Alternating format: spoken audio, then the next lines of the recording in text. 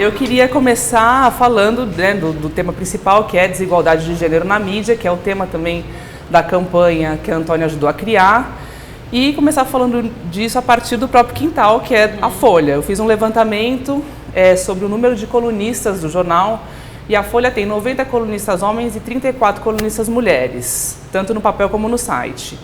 As mulheres, então, representam 27% do total de colunistas, exatamente o mesmo percentual de mulheres do concorrente local, entre os colunistas do concorrente local. Em outros veículos, a situação é ainda mais díspare, com mulheres menos representadas do que os homens. Mas talvez essa seja uma realidade que extrapola a mídia, né? Segundo o relatório de desigualdade de gênero do Fórum Econômico Mundial, as mulheres representam, por exemplo, 19% dos parlamentares e 18% dos ministros nos governos do mundo. E um estudo da Standard & Poor's apontou que a proporção de CEOs mulheres entre as 500 principais empresas do mundo caiu de 25% em 2014 para 21% em 2015.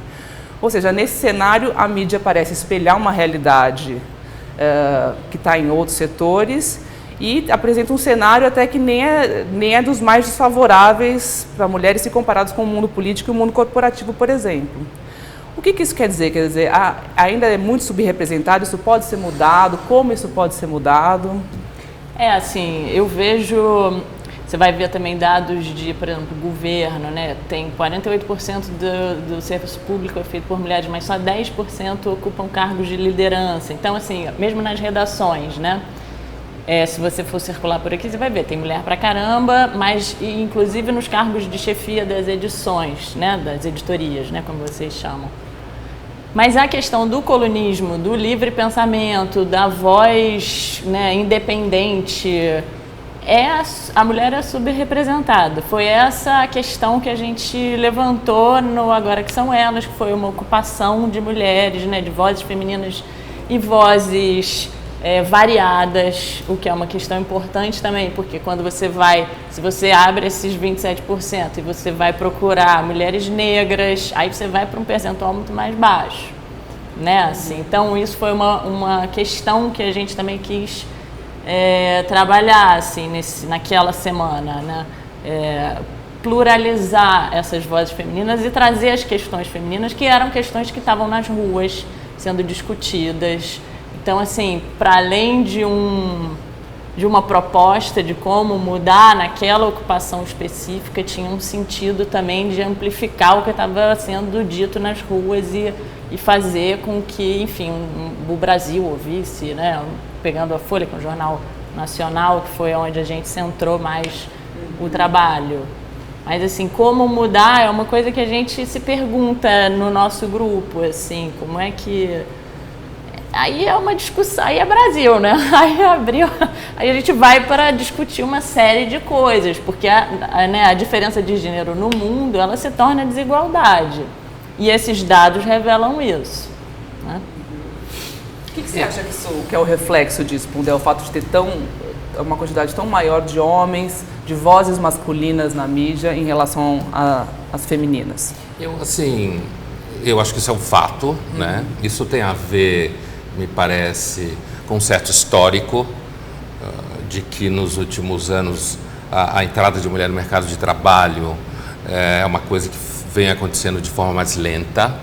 E eu falo mercado de trabalho porque, como eu comentava outro dia, inclusive com você, eu tenho lido muito para a história, e a ideia de que as mulheres não se envolviam na produção da vida, no que a gente poderia chamar trabalho, é uma bobagem, assim. Eu acho que o que existe é, a partir de um certo momento da organização burguesa do trabalho, inclusive, você tem muito menos mulheres envolvidas com atividade produtiva, né? E, tipo, ser mãe não é trabalho, como se fosse alguma coisa assim. Agora, a minha impressão é a seguinte, você falava dos seus dados que tem muito menos mulheres, por exemplo, em cargos de governo, né? Eu acho que isso é fato. Ao mesmo tempo, quando vem à minha memória que as últimas duas grandes líderes na Europa, me vem na cabeça o nome de duas mulheres, Margaret Thatcher e Angela Merkel. Quer dizer, esta diminuição, que é fato em termos de oportunidade, de expressão, não necessariamente, com isso eu não estou querendo dizer que tem que continuar a diferença, eu acho que isso é um processo inexorável de desmanchar a diferença, uma vez que mantenha-se as condições normais de temperatura e pressão, crescimento de mulher no mercado de trabalho, inserção da mulher no mercado de trabalho, mas eu não acho que essa diferença necessariamente implique na ausência de figuras femininas importantes no cenário político internacional. O que a gente pode dizer é que talvez tivesse mais ainda. Mas eu, quando lembro, se alguém me perguntar, como já me foi perguntado no programa, cite os dois maiores líderes europeus das últimas décadas. Eu, na minha opinião, foi a Margaret Thatcher e a Angela Merkel. Portanto, é um fato que se contrapõe a outro fato, eles são distintos, não acho que anula o anterior, mas acho que indica um certo aspecto qualitativo de que, ampliando-se o mercado, amplia-se a possibilidade de você também ter mulheres importantes. Também tem uma outra coisa, eu acho que os homens andam bem medrosos, assim. Isso é uma outra história que a gente pode entrar, bastante desarticulados. Eu falo isso principalmente dos mais jovens. Eu vejo em sala de aula, tudo com medo de falar, de dar opinião. E nesse sentido, às vezes eu tenho a impressão que em certas situações difíceis hoje é mais fácil você contar com uma mulher para ir fazer alguma coisa difícil, tipo afunde o Belgrano, que nem a Margaret Thatcher fez a Guerra das Malvinas, do que um cara, sabe? Ela, de repente, tem aquela gana de ir mandar afundar mesmo o barco. Se vão dizer que é malvado, se não é, ela tem coragem. De que maneira você acha que esse medo masculino tem a ver com uma emancipação da mulher e com as próprias conquistas do movimento feminista? É assim, olha, eu sempre digo, já escrevi várias vezes na minha coluna, que os homens sempre tiveram um certo medo das mulheres. O primeiro medo masculino é broxar, certo? Então, às vezes, quando eu critico o movimento feminista no seu viés político excessivo, é ele perder certas nuances de alguns desdobramentos que já aconteceram nas últimas décadas, e desdobramentos esses que produzem consequências, entre eles um aumento do medo masculino de se colocar, de qualquer coisa que disser numa sala de aula já vai aparecer 3 meninas ou caras dizendo que é machismo, certo? Se o cara fala, por exemplo, que ele quer dar um presente para a namorada, então significa que ele está transformando ela em objeto, certo? Então acho que tem um medo também, que é a questão da própria competição. Acho que tem caras que, de repente, podem ter mais medo de ser superado no trabalho por uma mulher do que por outro cara. Então, na realidade, a minha discussão disso, como eu vinha falando, quando eu citei a Merkel e a Thatcher, é que eu acho que tem aspectos que escapam um pouco de estatísticas e escapam um pouco só da abordagem política da coisa, porque apontar a diferença de gênero, que é importante, digo, em trabalho, é interessante uma coisa. Em universidades, se pensar em termos de professor, tem cada vez mais mulher como professora. Uma coisa que me chama a atenção é por que a realidade da universidade não é replicada no mercado. Isso é uma coisa que aparece no estudo do Fórum Econômico Mundial. O número de mulheres que estão fazendo curso superior é maior do que o número de homens, por um lado. Por outro, no entanto, o número de trabalhadoras mulheres não é maior do que o de homens. Trabalhadoras do mercado, você fala. Sim.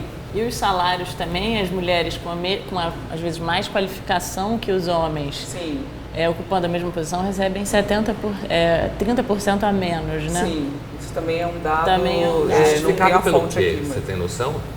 Eu não sei, assim, eu não sei bem, Eu acho que mas quando eu não é acho concurso, que você até comentou uma vez comigo essa questão de que na universidade essa desigualdade salarial não existe, porque lá são funcionários concursados, né? Então, enfim, você tem uma vaga lá, não sei, realmente é uma coisa... Porque não replica no mercado. Sim. A impressão que eu tenho é como se o mercado fosse um ambiente, entre aspas, mais selvagem. O mercado de trabalho. O mercado de trabalho. De trabalho em geral. É claro que a universidade é mercado de trabalho, mas eu quero dizer o mercado de mais trabalho protegido. para além da universidade. Então, o mercado ele fosse mais selvagem de alguma forma, ele de repente exigisse uma certa obsessão pelo trabalho, e os homens são, pelo menos até hoje, apontados como muito obcecados com o trabalho. E assim, eu vejo isso em sala de aula. O menino, para ele, se não tem sucesso profissional, ele não tem saída. A minha impressão é que as mulheres têm um vocabulário subjetivo mais rico, inclusive por conta histórica e tudo mais, lidam com um discurso sobre si mesma de forma muito mais rica. Você vira para um cara de 18 anos e pergunta: e aí, o que você acha? Sei lá, você quer ter família? Você quer ter filhos? O que é mais importante para você? O cara... A menina não, ela fala meia hora sobre o que ela pensa, ela tem as palavras que ela vai enunciar. Eu chamo isso de cultura subjetiva, né?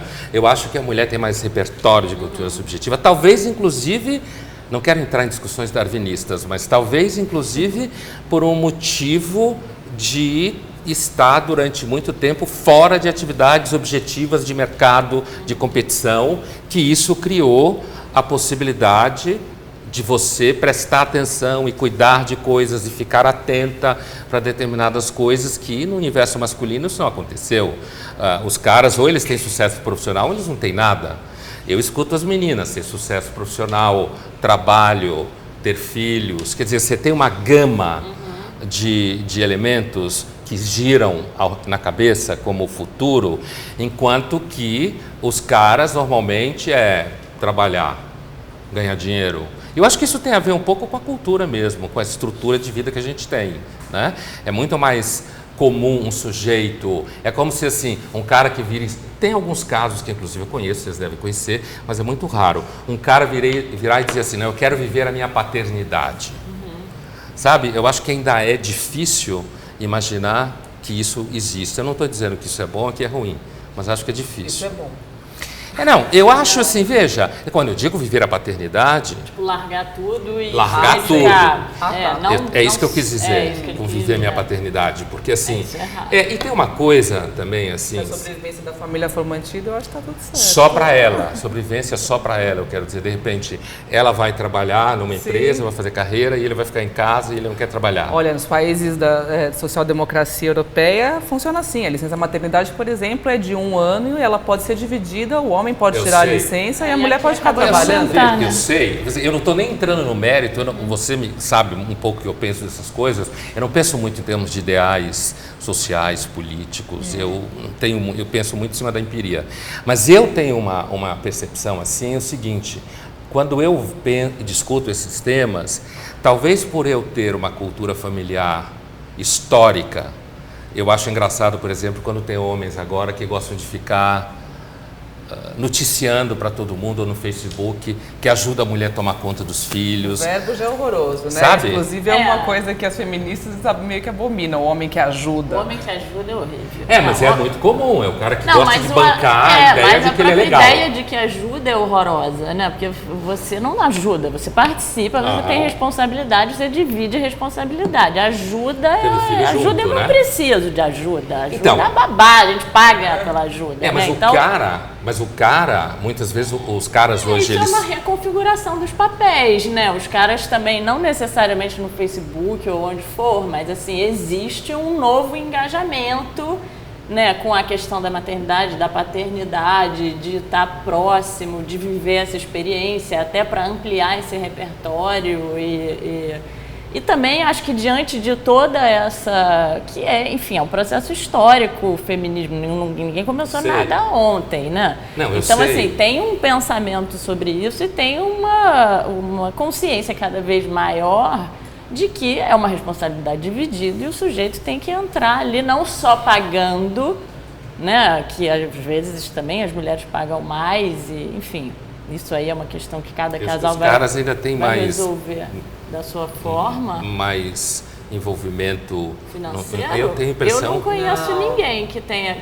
todas as minhas amigas... Não, eu também conheço. Assim, as mulheres ou chegam juntos... Eu conheço também, 50, mas... Veja bem, esse tema para mim é um tema muito antigo. Então, ele é muito antigo no sentido de que é um processo histórico e eu, quando lembro da minha história, da minha infância, eu cresci num ambiente onde isso era muito claro, porque, sei lá, desde a minha avó, Minha avó é uma das primeiras sufragestes do Brasil. Quer dizer, ela depositou pedido de voto em 1927, depois depositou em 1932. Meu avô dividia todas as atividades em casa, minhas irmãs foram educadas igual a mim, eu também estive envolvido em todas as atividades de criação de filhos. Eu digo isso por quê? Porque eu acho que isso é um processo e hoje, muitas vezes, tem uns caras que ficam querendo mostrar como se isso fosse uma grande coisa, entendeu? Vira uma espécie de marketing. Não, isso é meio que o óbvio. Isso é o mínimo. Se você tem, eu vejo um pouco como óbvio, no sentido de que se você cresce num ambiente onde existe divisão de trabalho, divisão de atividade, quando eu discuto esse assunto, na realidade, o meu olhar é um pouco um olhar em que isso está posto, apesar de que eu sei que isso não é realidade universal, mas isso está posto, mas o que me interessa a mim nessa discussão é como que isso hoje aparece numa sala de aula, quando você quer discutir esses temas, e o debate fica travado, os moleques ficam com medo, qualquer frase é taxada de uma forma militante, como se fosse machismo. O que é machismo? Machismo, nesse sentido, é o sujeito, por exemplo, achar que se ele está preocupado em dar um presente para a namorada, ele é machista. No dia dos namorados, sei lá, alguma... É uma caricatura. Mas não é uma caricatura, mas está presente na educação. Não, está presente. Hoje dia. A coluna do João Pereira Coutinho fala disso, né? Assim, ele fala do... Sim. Você leu? Li. Enfim, ele fala de um artigo que foi publicado no Dia dos Namorados na América, um artigo de uma feminista falando que o Dia dos Namorados é um machismo benevolente, porque os homens usam aquele dia para cortejar as mulheres. Mas por que não o inverso, entendeu? Eu acho que existem vários tipos de feminismos e feminismos que pensam dessa maneira, né? E todas nós estamos numa luta que é conjunta. Mas esse é o tipo de... Não é à toa que você citou um exemplo muito próximo do que ele usa hoje na coluna. Assim, é um tipo de coisa que acaba sendo usada como um estereótipo do que seria o feminismo. Eu acho que é um dos tipos no atacado, assim. Mas assim, por que não, ao invés de acabar com o Dia dos Namorados, assim, o Dia dos Namorados o homem pode dar, a mulher pode dar, qualquer um pode dar o presente. Sabe, é uma troca. É uma troca, exatamente. Que um dá presente para um, outro dá presente para o outro. Eu sempre achei que fosse isso. Mas é que é dos namorados, não é o dia da namorada, nem o dia do namorado. Às vezes ela lembra, ele não lembra. Sim, mas aí é uma coisa circunstancial. Mas eu sempre achei que era um momento de compartilhar, de trocar, enfim. Da onde vêm esses estereótipos? De fato, existem essas feministas que acham que receber um presente é uma ofensa? Ou isso está sendo uma coisa que está sendo produzida num discurso sobre o feminismo que... Cara, eu vejo muito isso como sendo pego como caricaturas do feminismo que acabam sendo usadas assim... variadas intenções de diminuir um pouco a força, assim, porque se é uma coisa caricata, vira uma piada, entendeu? Então o feminismo é que eu não posso mais dar um presente. Não é isso. O feminismo é uma luta pela força das mulheres contra o poder hegemônico dos homens. É uma coisa que é potente, que é um afeto alegre, que é pela atividade, pela maior expressão feminina. Não é essa coisa miúda de... Óbvio que a gente tem que discutir isso, porque isso é a vida também, e são nessas coisas miúdas que a gente também vai ganhando a história. E há um desdobramento dessas coisas. Mas ficar... se ater a essas miudezas, eu acho que é uma diminuição da força dessa história, assim. Tem um post interessante no blog do Agora que São Elas, da Maria Clara Drummond, que ela sugere que o Brasil importou os aspectos puritanos da cultura americana na hora de criar sua versão do feminismo, e sugere que o Brasil poderia criar um feminismo tropical, que não negue a sensualidade da mulher brasileira, nem ceda à objetificação da mulher. Isso é possível? Eu acho que sim. Por que não? Quer dizer, você já teve socialismo moreno, você tem modelo de mercado nacional, você teve Tropicália. Por que você não pode ter? Porque isso faz parte de uma certa imagem que vai além do feminismo. A ideia de que a mulher brasileira é mais sensual, mais preocupada com a beleza. Uma vez eu participei de uma campanha, de uma análise de campanha para uma agência de publicidade que mostrava que a mulher brasileira é a mulher que mais gasta em shampoo, por exemplo. É a que mais se ocupa com o cabelo, a que dá mais atenção ao cabelo, isso dados lá para a campanha e tal. Então, acho que esse tipo de coisa pode ser, claramente pode ser um dado da realidade, sabe?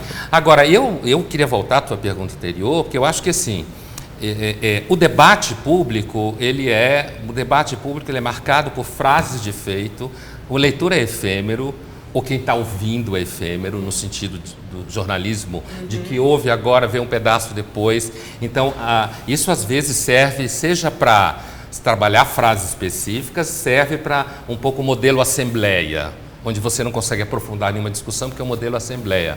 Mas eu entendo que certos desdobramentos do feminismo já maduro, né, de alguma forma, de algumas décadas, nessas relações entre homem e mulher, na imagem do homem, acho que isso não é só uma invenção no sentido de desqualificar o feminismo, porque senão você não teria debates que envolvem, por exemplo, a Camille Paglia, que é uma autora que eu leio bastante, que vocês também seguramente leem, e que é uma autora que levanta questões que têm muito a ver com isso. Não no sentido do clichê do Dia dos Namorados e tal, ou abrir porta para a mulher, porque se você abre, ela pode olhar para você e dizer, você acha que eu não posso abrir a porta sozinha? Isso é um clichê, né?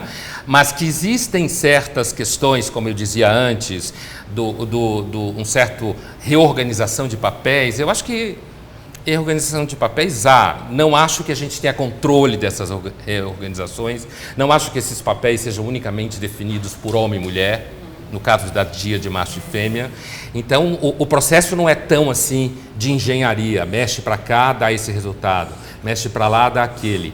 E é nesse sentido que eu entro no debate. É no sentido de apontar dificuldades da relação entre homem e mulher, que às vezes eu sinto que quando a inserção da maior parte do feminismo aparece, é uma inserção onde esse tipo de sutileza não existisse. Acaba sendo um clichê ao contrário. Mesma coisa de você dizer que feminista não quer ganhar presente, não quer ganhar flores, é dizer que falar que existe mal-estar entre homens e que homens, às vezes jovens, têm vergonha de se colocar ou medo de se... Eu vejo isso na sala de aula. Não, mas é também é um clichê. Isso também, porque tem uma reorganização de forças e de poder acontecendo. Sim. Então, assim, quando você tem um sujeito que num carnaval puxa um cabelo de uma mulher, esse sujeito ele considera que ele tem um poder de oprimir, de agir sobre um corpo de uma outra pessoa que nessa situação está impotente. Então, quando a gente, não é à toa que a grande palavra dessa história é o empoderamento, né? Assim, esse sujeito, ele tem que ter menos poder para essa pessoa... É um reequilíbrio entre forças e poder. É o respeito que tem que ser criado, que o cara, acostumado há muito tempo a achar que o que vale é a força física, quanto mais civilizado mais ele precisa aprender isso. Nesse caso, é poder. Não, é um claro poder, né? É um poder de opressão. Então, quase assim, físico, ele tem que diminuir, ver diminuído esse poder. Não é fácil isso. Ninguém abre mão, não é fácil essa disputa. Não é. O que eu acho que... E constrange. Eu tenho um amigo que acabou de chegar dos Estados Unidos e aí ele estava 3 anos fora e ele voltou ao cenário Primavera das Mulheres e ele virou para o meu marido e falou... Vem cá, como é que é agora? Para eu chegar numa mulher eu tenho que apresentar um contrato? Enfim, uma piada. É claro, uma piada, mas... Meu advogado vai ligar para o seu advogado. Exatamente. Mas assim... aquela campanha não significa não, agora mudou para sim significa sim. Quer dizer, você teria que autorizar cada etapa do jogo de sedução para que ele possa acontecer. É paranoico, por isso que vira piada, mas só estou querendo dizer com essa piada é o seguinte, desnaturalizou uma certa forma de ação, entendeu? Essa coisa de assediar no carnaval, ela, entendeu, não é mais possível. Várias coisas foram desnaturalizadas. E tudo aconteceu com muita rapidez. Sem dúvida. Né? Você vê essa história do Pedro Paulo lá no Rio de Janeiro, há 2 anos atrás, talvez ele não fosse execrado publicamente como ele está sendo. talvez isso fosse somente uma mancha. Hoje em dia, a consciência a respeito da violência contra a mulher, ela se tornou tamanha que não tem negociação. Enfim, óbvio que tem um processo acontecendo, tem uma série de questões aí judiciais e provas, barará, mas enfim, seja lá qual for a sentença, entendeu? É um tipo de atitude que não é mais tolerável, assim. Isso é uma mudança que está acontecendo. E aí, voltando para a história da Clara, que você puxou, dela falar do feminismo tropical, eu acho que ela se referia, embora não diretamente, a essa coisa da campanha do Chega de Fio-Fio. Uma campanha lançada pelo Think Olga há uns 2 anos atrás, em 2014, há 2 anos atrás, que eu acho que quando você começa a ler toda essa literatura feminista brasileira, você vai se dando conta de que o campo de ação é, sobretudo, a violência contra a mulher. Quase não se fala, embora a gente tenha começado a falar aqui de diferença salarial, não sei o quê, isso quase não se fala. O que se fala é meu primeiro assédio, meu amigo secreto, são ações todas em prol do avanço nessa questão da violência contra a mulher. Então, essa coisa do Chega de Fio-Fio, que é muito associada, eu mesmo já fiz essa associação com relação à coisa da americanização, de fato ela faz sentido, porque o Chega, né, tem uma intransitividade aí no Chega, tem um limite muito forte que cria um ruído com o fio-fio, que é o jeito mais gentil e simpático de você cantar uma mulher. Quando você diz que nem o jeito mais gentil é tolerável, você está dizendo, é muito agressivo o que essa campanha diz. E eu acho que tem que ser nessa violência, porque a violência contra a mulher é enorme. Então, o gesto que tem que combater isso tem que ser tão forte quanto. A coisa do feminismo tropical é uma questão para ser gestada, para ser pensada, para ser realizada. Eu acho que num futuro, vencida essa primeira etapa agora de reequilíbrio entre forças e poderes, de reequilíbrio dessa desigualdade. Como é que fica o homem nisso? Eu queria pontuar uma coisa, voltando quando você falou da poder, violência e política. E é justamente isso que eu tenho falado desde o começo, é justamente isso que eu falo sempre. Acho que existe um debate e uma campanha ao redor da questão do poder e da política. Quando você lê, por exemplo, Fio-Fio, ou Chega de Fio-Fio, é uma forma de você enfrentar a violência do cara que acha que pode meter a mão na mulher, como sendo de uma violência. Então você faz uma campanha que parece violenta no sentido oposto. O que eu venho dizendo e discuto sempre, estou falando nas conversas desde o começo, é que, apesar disso ser um fato, o que me interessa, o que eu discuto e eu acho que existe, são as dimensões que não são políticas da discussão. Não dizendo que não existe dimensão política, mas aí é um olhar meu que transcende do debate feminista, porque na realidade eu chego nesse debate meio que por acaso. Né? É um olhar meio filosófico sobre o mundo contemporâneo, que tudo é política. Que tem aí, vai de Marx a Foucault, a Pierre Bourdieu, tem um monte de gente aí, em que você faz uma leitura que tudo é política. A única, quase como se Aristóteles tivesse nascido hoje, ele não ia dizer que a ontologia era a primeira ciência, ele ia dizer que a política é a primeira ciência. Eu acho que isso tem um desdobramento com a democracia, isso tem a ver com o processo da democracia, isso foi apontado por gente como Tocqueville no século XIX nos Estados Unidos, que a democracia tem uma tendência a contaminar todas as relações com a leitura da política, e daí a gente chega ao Foucault em dizer que verdade é política e tal. Eu acho que isso é verdade como ferramenta de análise, mas eu acho que às vezes a gente perde determinadas dimensões da realidade quando só lê nessa chave. E é um pouco, o meu debate é um pouco recusar essa chave para minha discussão. Mas tem pessoas que fazem, em prol de uma análise de costumes, não no sentido moralista, mas no sentido moral, de costumes, de ver como as pessoas hoje, os mais jovens, se colocam diante disso, como é que eles se sentem bem ou mal diante disso. Então, e eu acho que isso é importante. Você já me disse que você recebe muitos e-mails de leitoras mulheres falando sobre questões da vida sexual delas, vida afetiva e de que maneira isso se relaciona com esses ideais feministas. Que tipo de mensagens são essas? O que elas dizem sobre o discurso feminista de hoje? Não é uma questão de dizer exatamente sobre o discurso feminista. É uma questão de se colocar diante do debate que eu faço, contando coisas, relatando dificuldades da vida afetiva. Dá um exemplo. Por exemplo, quando o homem escreve para você, eu digo para você, colunista, né? Quando o homem escreve para você, ele fala assim, não, porque eu concordo com o que você disse acerca, sei lá, da democracia.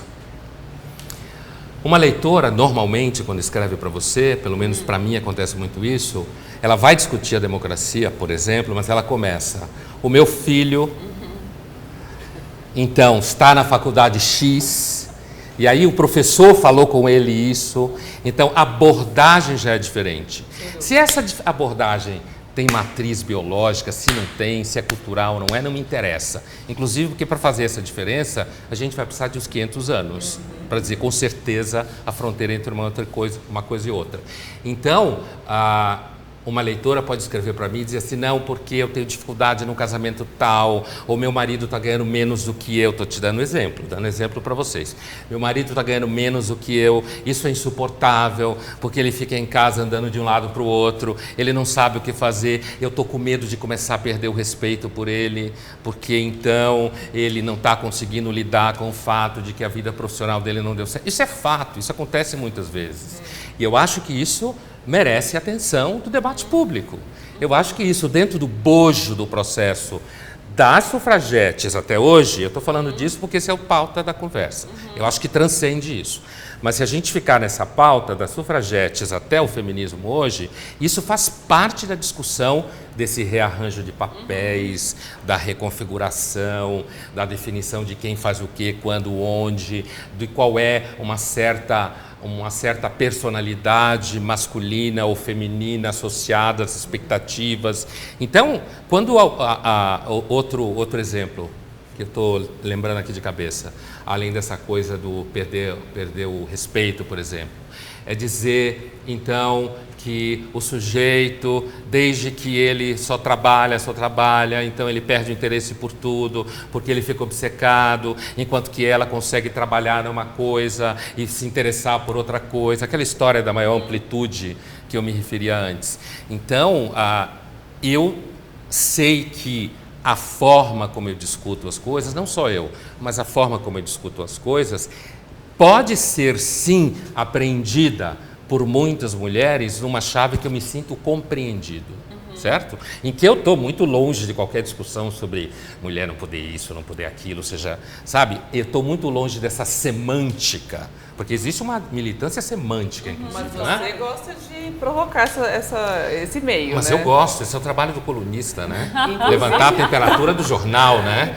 Porque, inclusive, tem muita gente que escreve com medo, né? Hoje em dia, para você escrever, você tem que ter uma certa coragem, porque a patrulha é gigantesca, o medo de gente processar, a coisa de cair em cima matando, e uma coisa, inclusive mudar textos, alterar textos nas redes sociais, né? Alterar frases para ficar parecendo que você disse uma coisa quando você disse outra coisa. Agora, o fato de levantar a temperatura do jornal, eu trabalho para isso, né? Mas sobre o que você estava falando dessa, talvez uma falta de caminhos já percorridos nessas relações, né? Assim, coisas tá se reconfigurando, né? Essas relações entre homens e mulheres já tem tempo, óbvio. Isso faz com que, por exemplo, mulheres não saibam lidar com o marido em determinadas situações, mais ou menos o que você estava falando. Eu acho que quando a gente fala de feminismo e de, né, tudo isso que a gente está falando, é para os dois lados, né? Assim, são mulheres se repensando ou se descobrindo como feministas ou se entendendo de uma nova maneira, são homens se entendendo de novas maneiras e é muito novo para todo mundo envolvido, Sim. assim. E nesse sentido, o homem é aliado fundamental, assim, tem vários feminismos e o feminismo, tal como eu vejo hoje, é um feminismo que conta com o homem como aliado, voltando à campanha. Isso foi uma das críticas que o Agora que São Elas recebeu, né? Assim, ele foi aclamado por ter chamado a atenção para essa desigualdade de vozes na imprensa e, por outro lado, ele foi criticado por conseguir inserir a mulher a partir de uma permissão dos homens que cederam esses espaços. Quer dizer, de que maneira isso demonstra que o homem tem que ser incluído nesse processo? Primeiro, assim, a questão da palavra ceder, assim, voltando um pouco, pegando o que ele falou, que hoje tudo hoje é muito atacado, porque as pessoas têm aonde falar, então, assim, era melhor o quê? Não ter feito nada e a gente ter ficado em casa com as crianças. Bom, enfim, homens cederam espaços. Homens cederam espaços é uma frase muito ruim que foi escrita por nós ali, meio no calor da hora, a coisa foi toda feita muito rápido, a gente levantou a história de um sábado, começou. Eu me lembro de eu caçando os caras, tipo, ligando pro Faustini 10 vezes, ligando pro Fred Coelho 1000 vezes, porque a gente tinha que garantir que o começo da semana fosse forte. O Gregório realmente foi o primeiro a, tipo, realmente cedeu, mas assim, foi um trabalho ali de caça. Então essa ideia do ceder, que as pessoas ficaram batendo muito, como se os homens nos procuraram, oi, quero ceder, não houve isso, houve um trabalho muito concentrado de ir atrás das pessoas e pedir cara de pau e pedir pro amigo, e-mail, não sei o quê. Então assim, o negócio do ceder é complicado. Eu acho que melhor do que ceder é pensar que a gente propôs aos homens uma semana de escuta ativa, entendeu? E a gente contou com eles como parceiros. E depois dessa semana, estamos aqui na Folha. Então, o Sérgio Dávila é nosso aliado também, entendeu? É claro, é uma relação que está se refazendo, é relação, não é se a relação já tem dois aí nessa história. Então, não dá para pensar que o homem é aliado. Se o homem não muda, não altera o comportamento, não abre mão de certo poder...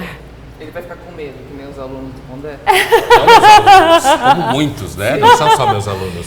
Mas não é medo do novo. Aí você vai dizer, então tá, medo do novo, todo mundo tem. Eu acho que tem uma diferença aí, que é o seguinte... Você não cedeu, né, a sua? Não, eu nem fui pedido, Ele né? não foi pedido, tá. A gente achou que ele não ia querer...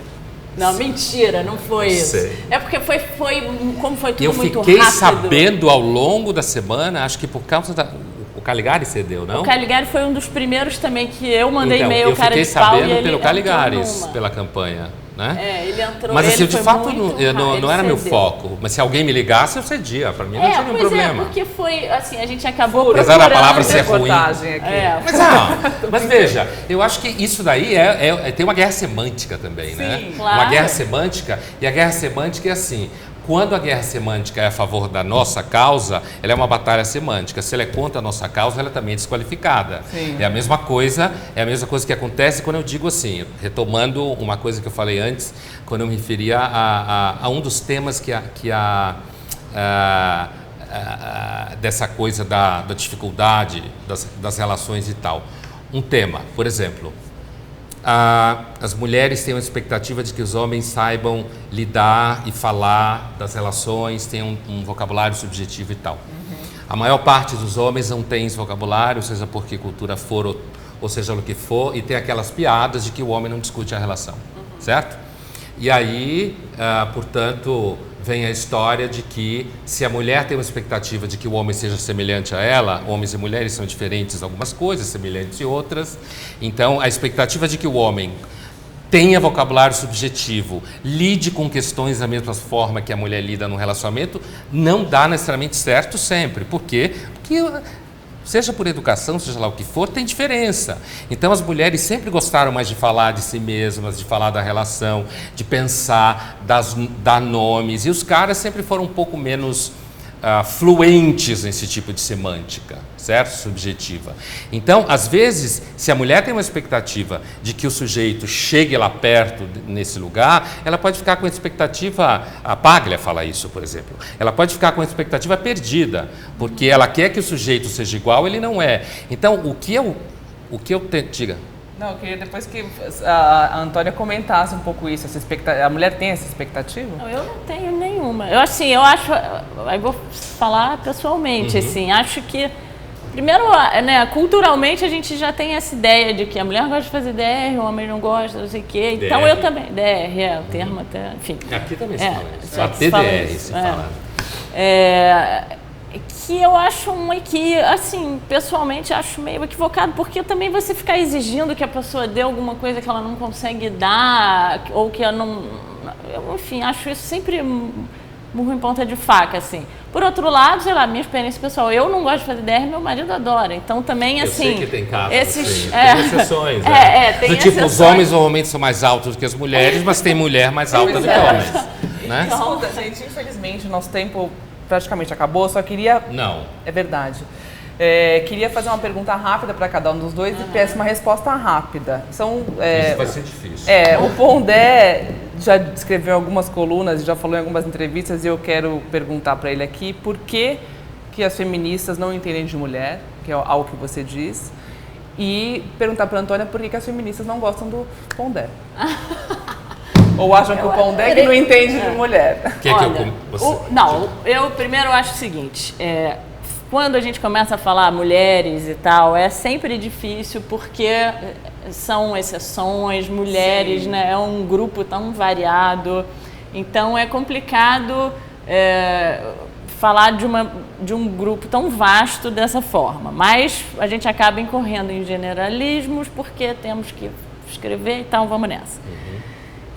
Eu acho que tem uma dificuldade, além dessa que eu já mencionei, assim, de passar por assim, certas experiências que são femininas e que certos lugares, tipo, por exemplo, eu nunca tive no Brasil a sensação da violência feminina contra a mulher como alguma coisa que faça parte da minha vida.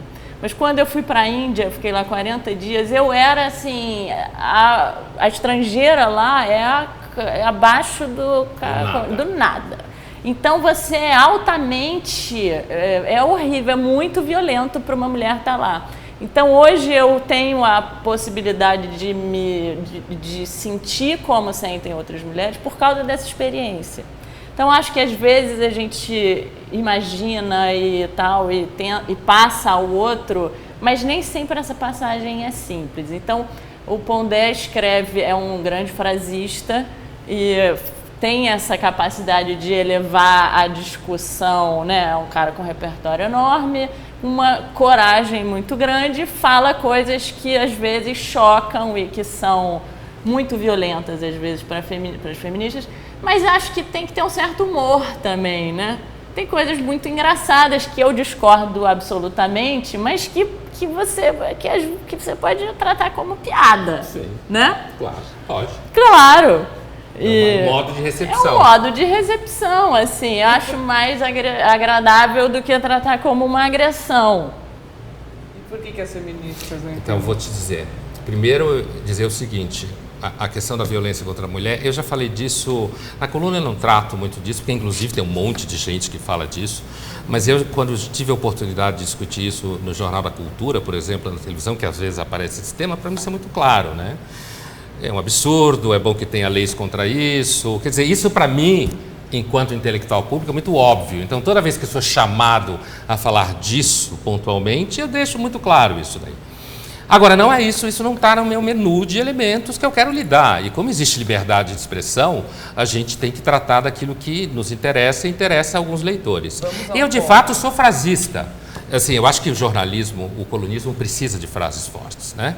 Essa frase, o efeito dela primeiro é porque ela é uma contradição em termos. Claro. E a primeira função dela é essa. É gerar uma espécie de contradição, no sentido de dizer, como assim, uma feminista não entende de mulher? Mas é um absurdo. Ela é especializada na condição social e política da mulher, mas essa frase, o contexto onde ela nasceu para mim, quando eu uso ela, é no seguinte sentido, de que existe um olhar masculino sobre a mulher, que passa pelo desejo masculino pela mulher, que passa pelas expectativas que o homem tem, o modo como ele olha para a mulher do ponto de vista dele, que só quem sabe é o homem, porque o homem é heterossexual que deseja a mulher. Então, no sentido retórico, tem um sentido de criar a contradição e gerar polêmica. No sentido do conteúdo da frase, o foco é, olha, existe um olhar masculino sobre a mulher, que esse olhar tem todo um conteúdo, um desdobramento, uma realidade, que é o homem que sabe desse olhar sobre a mulher e que tem a ver com entender de mulher no sentido do que o cara espera, gosta, não gosta, sonha, fantasia como a mulher.